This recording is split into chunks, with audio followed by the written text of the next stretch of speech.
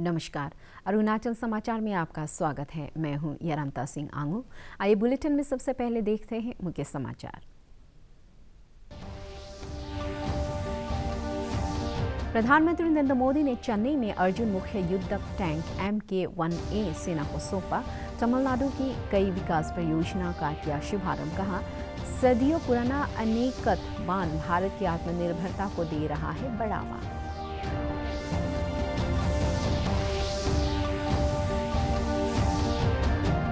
राज्यपाल doctor BD Mishra ने तवांग में मेजर रालिंगनाओ बॉब खातिंग मेमोरियल का किया शिलान्यास। Chief of defence staff Bipin Rawat, मुख्यमंत्री पेमा खांडू, मेघालय के मुख्यमंत्री कोनराड संगमा, केंद्रीय खेल मंत्री किरेन रिजिजू, सेना के कई अधिकारियों और बॉब खातिंग के परिवार समारोह में रहे मौजूद। वैलेंटाइन डे के अवसर पर ट्रिम्स नाहरलगुन और बाकिनपर्टी जनरल अस्पताल पासीघाट में लगाया गया रक्तदान शिविर। बड़ी संख्या में युवाओं ने रक्तदान कर मानव जीवन के प्रति जताया प्रेम।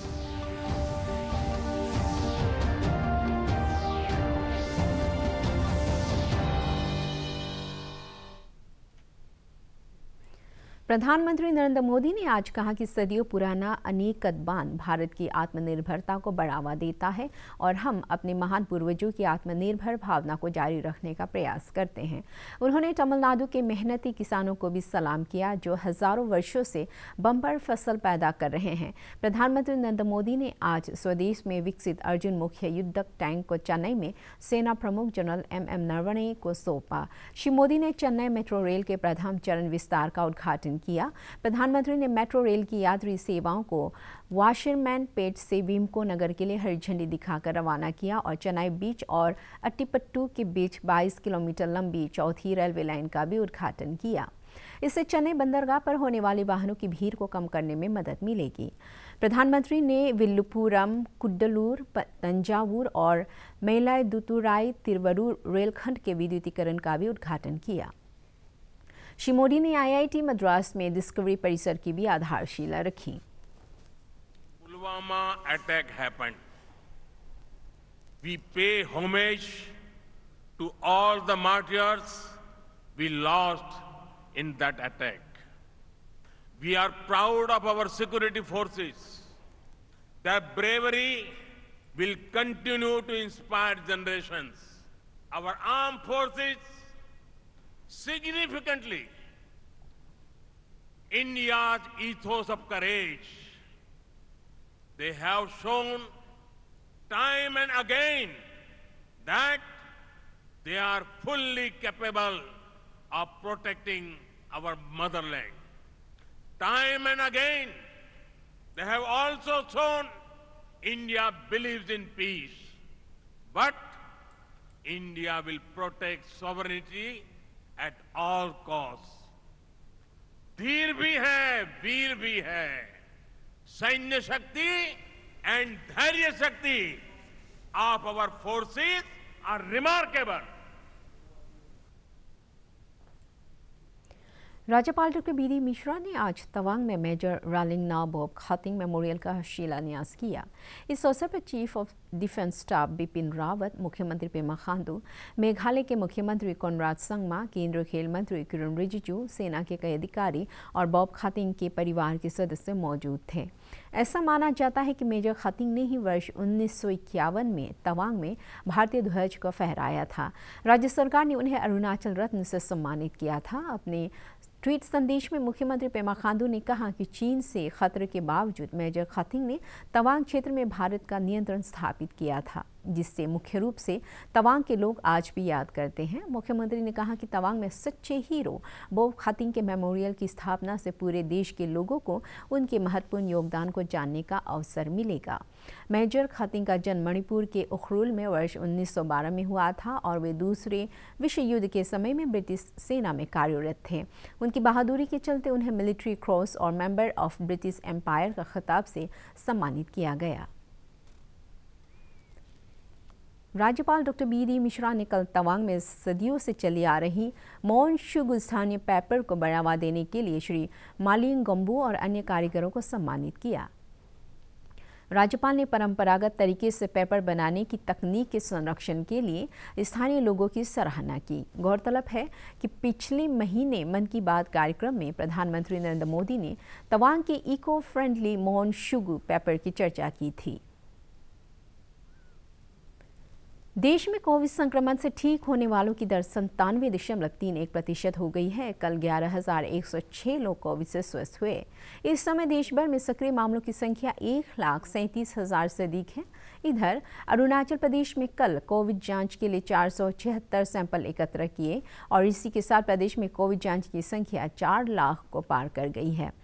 राज्य में शनिवार को कोविड का एक रोगी स्वस्थ हुआ और कोई नया मामला सामने नहीं आया।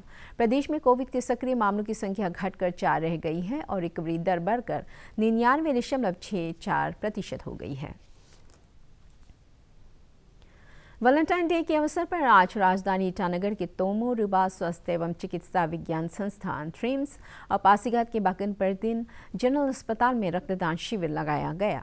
ट्रिम्स में 02 कॉलेजियंस कोऑर्डिनेशन कमेटी ईटानगर द्वारा आयोजित रक्तदान शिविर में करीब 30 युवाओं ने हिस्सा लिया, जबकि पासीघाट में आयांग द्वारा आयोजित रक्तदान शिविर में बड़ी संख्या में युवाओं ने हिस्सा लेकर बहुमूल्य मानव जीवन की रक्षा में योगदान दिया।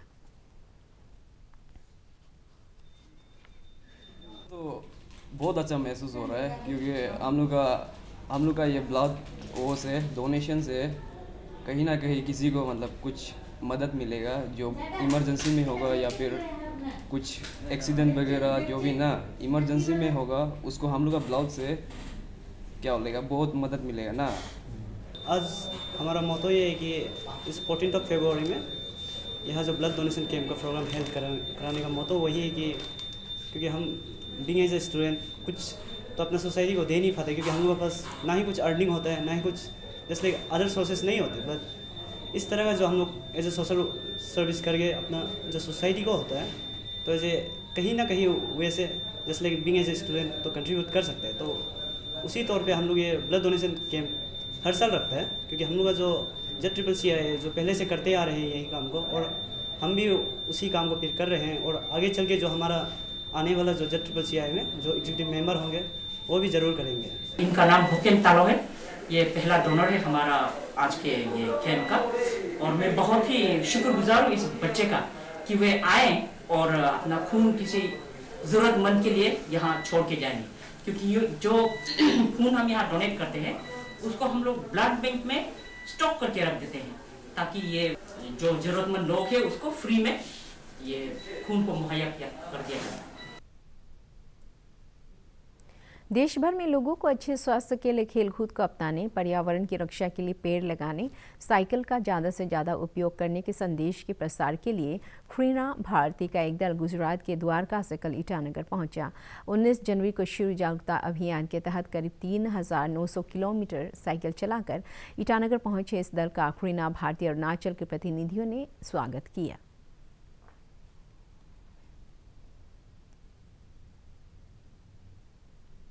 Arunachal Pradesh central government inter departmental cricket tournament 2021 के फाइनल मुकाबले में आज स्टेट बैंक ऑफ इंडिया ने प्रसार भारती को 8 विकेट से मात देकर टूर्नामेंट जीत लिया। आज हुए मुकाबले में टॉस जीतकर पहले बल्लेबाजी करते हुए प्रसार भारती की टीम ने 118 रनों का सम्मानजनक स्कोर खड़ा किया, लेकिन स्टेट बैंक ऑफ इंडिया की टीम ने सिर्फ 2 विकेट गंवाकर 19वें ओवर में ही 119 रनों का लक्ष्य को पूरा कर लिया। स्टेट बैंक की क्रिकेट टीम की हरफनमौला खिलाड़ी मिंगे लगो को मैन ऑफ द मैच और मैन ऑफ द सीरीज से नवाजा गया।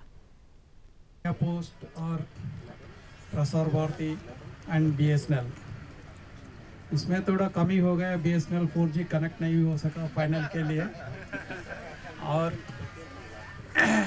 इंडिया पोस्ट भी थोड़ा स्पीड पोस्ट डिले हो गए और ऐसे ही प्रसार भारती को हमेशा वही रनर में फिक्स होना था। खिलाड़ी बहुत ट्राई किया। Next time better luck and SBI वो they have kept their last years winners trophy. So next time कम से कम दूसरों को मौका दे दीजिए थोड़ा आपका। और ये बहुत अच्छा इनिशिएटिव है सेंट्रल गवर्नमेंट का। जितना एम्प्लॉई है अरुणाचल में या अरुणाचल से बाहर जो आया है, एक साथ हम लोग का मिक्सअप होता है और बहुत अच्छा जाता है। दूसरा, खेल होने से हम लोग का इंटर रिलेशन अच्छा होता है और ऑल सेंट्रल गवर्नमेंट में आजकल प्रेशर बहुत ज़्यादा है काम का, इसमें से थोड़ा सा टाइम निकाल कर जो प्रैक्टिस होता है, खेलने का माहौल बनता है, तो ये इनको बहुत इम्प्रूव करेगा हमारे एम्प्लॉय को, ऑल डिपार्टमेंट सेंट्रल गवर्नमेंट का। और दूसरा, हम लोग का एक inter relation, interpersonal relation, inter departmental relation, ये बहुत अच्छा होगा और हम चाहेंगे कि इसको आगे भी कैरी ऑन करें।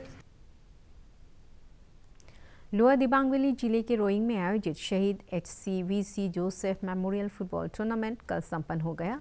प्रतियोगिता का फाइनल मैच दिबांग 16 और मोशेलोजिनो फुटबॉल क्लब के बीच खेला गया, जिसमें दिबांग 16 फुटबॉल क्लब ने 3-0 से जीत दर्ज की। प्रतियोगिता के समापन समारोह में स्थानीय विधायक मुचुमीथी और CRPF 186वीं बटालियन के DIGP राजीव रंजन कुमार सहित अर्धसैनिक बलों और NHPC के कई अधिकारी मौजूद थे। इस प्रतियोगिता का आयोजन अर्धसैनिक बलों और स्थानीय नागरिकों के बीच मैत्रीपूर्ण संबंधों को बढ़ावा देने के लिए नागरिक सेवा कार्यक्रम के तहत किया गया। आपको पता है कि खेल केवल मनोरंजन के लिए नहीं, खेल में रिश्ता भी बनता है, डिसिप्लिन, अनुशासन भी सीखता है और खेल एक दुनिया पे एक अपने आप में सॉफ्ट पावर बन जाता है, जहाँ बायलैटरल रिलेशनशिप भी खेल के सहयोग से एक रिलेशनशिप बनता है। जिस तरह हमारे CRPF और हमारे रोइंग की जनता के साथ आज से शुरू होंगे इस प्रतियोगिता से, और एक मजबूती हमारे रिलेशनशिप बनेंगे। ये बहुत हर्ष का विषय है कि 186 बटालियन ने इस प्रतियोगिता को यहाँ पर आयोजित किया। इसका मकसद यहाँ की जनता में, यहाँ के छात्रों में, यहाँ के युवाओं में जोश भरने का है, उनके साथ तालमेल करने के लिए, उनको प्रेरित करने के लिए खेल के प्रति, और साथ ही जो हमारा फोर्स का अपना जो मैनुअल है, अपना जो SOP है, इससे हट करके गांव और जनता के बीच में जा करके उनके अंदर जो भय की भावना कभी कभी आ जाती है, उसको दूर करने का यह एक बहुत अच्छा जरिया है। केंद्रीय श्रम एवं रोजगार मंत्रालय के सचिव अपूर्व चंद्रा ने कहा है कि कर्मचारियों की काम करने की अवधि में बदलाव से संबंधित प्रस्तावित लेबर कोड से कर्मियों के लिए वर्किंग आवर्स के मामले में लचीलापन होगा। नई दिल्ली में मीडिया कर्मियों द्वारा काम करने की अवधि को 12 घंटे करने के प्रस्ताव पर चिंता व्यक्त किए जाने पर उन्होंने कहा कि रोजगार प्रदाता को 5 दिन के वर्किंग वीक या सप्ताह में 4 दिन 12 घंटे की कार्य अवधि के प्रस्ताव को चुनने की आज़ादी होगी।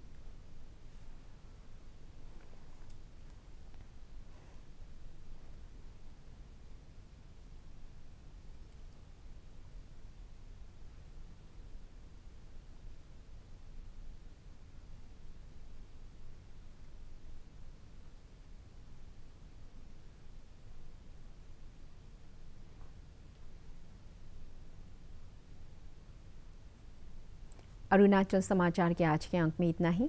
जाने से पहले आप सभी से अनुरोध है कि कोविड-19 के दिशा निर्देशों का पालन करें, हमेशा मास्क लगाएं, बार बार हाथ धोएं और सोशल डिस्टेंसिंग के नियमों को मानें। हम कल फिर हाजिर होंगे अरुणाचल और देश दुनिया की खबरों के साथ। चलते चलते आपको बता दें, आप अरुणाचल समाचार हमारे YouTube channel DD news Arunachal पर भी देख सकते हैं। देखते रहिए अरुण प्रभा। नमस्कार।